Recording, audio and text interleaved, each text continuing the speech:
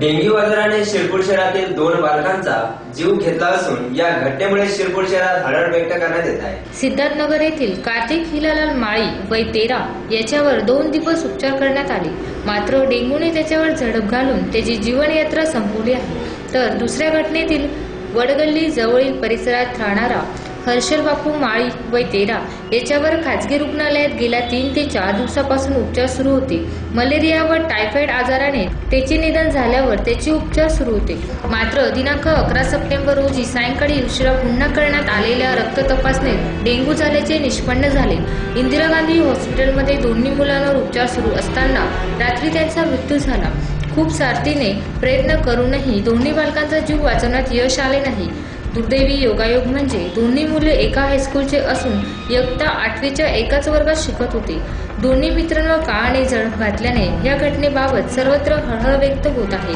डेंग्यूचे रोगी आढळून आल्याने त्यांच्यावर काही खासगी रुग्णालयांमध्ये तसेच धुळे येथील खासगी रुग्णालयामध्ये उपचार करण्यात येत आहे।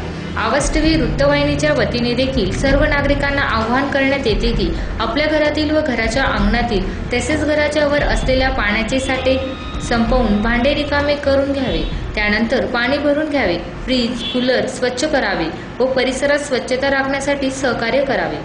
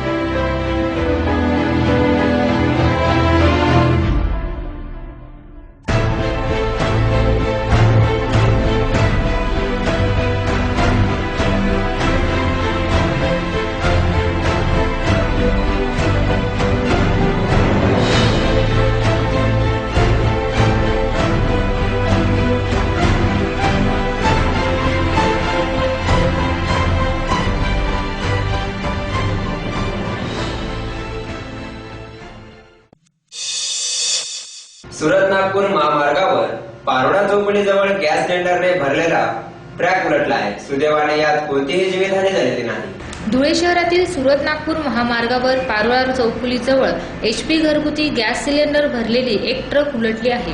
नागरिकांच्या माहितीनुसार ट्रकचा टायर फुटल्याने ही घटना घडली, मात्र सुदैवाने कोणतीही जीवितहानी झाली नाही।